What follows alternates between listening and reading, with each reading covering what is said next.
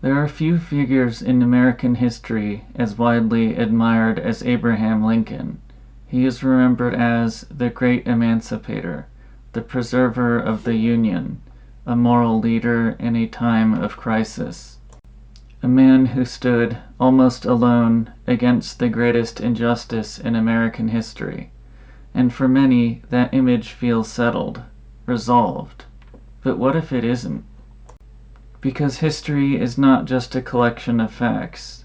It is a story, and the way that story is told, what is emphasized, what is omitted, can shape how we understand not just the past, but the present.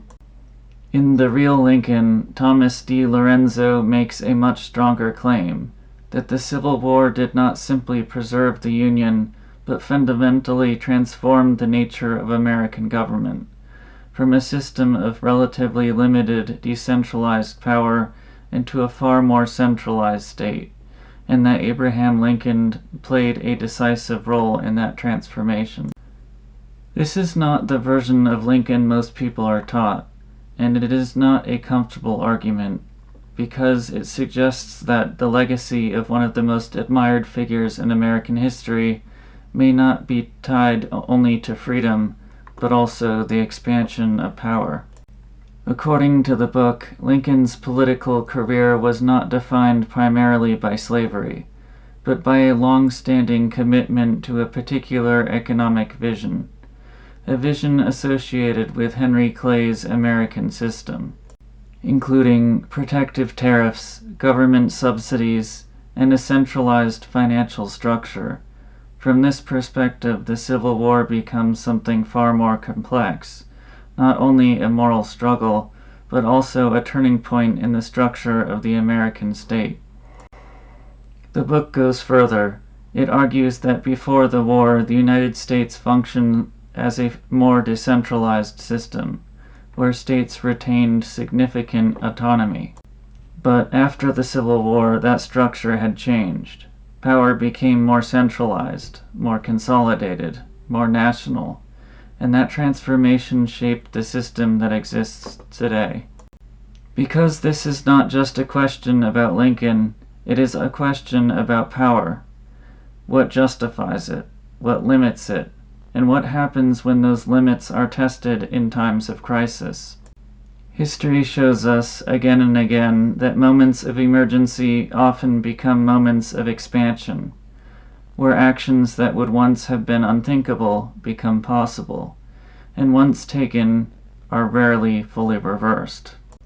This is not an attempt to tear down a historical figure, and it is not an attempt to replace one myth with another.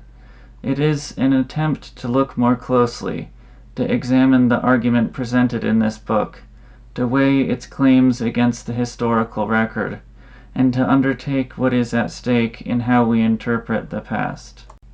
At the heart of this discussion is a tension between two ideas. On the one side, Lincoln as a moral leader acting to end slavery and preserve the nation. On the other, Lincoln as a political actor involved in the expansion of centralized power. These two views are not easily reconciled, and yet they may both contain elements of truth. It is possible to recognize Lincoln's achievements and still ask difficult questions about how those achievements were pursued.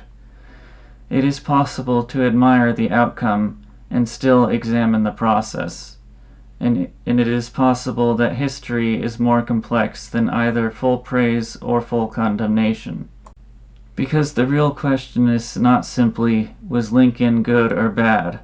The real question is, what happens when power expands in the name of something necessary? And how should we understand those decisions in hindsight? Because if we treat history as settled, as something already decided, we risk missing what it can still teach us, not just about the past, but about the patterns that continue into the present. And sometimes, the most important questions are not the ones that confirm what we already believe, but the ones that force us to look again. In the next video, we'll begin with one of the central claims. the expansion of federal power during the Civil War, and the role Lincoln played in it. I'll see you in the next episode.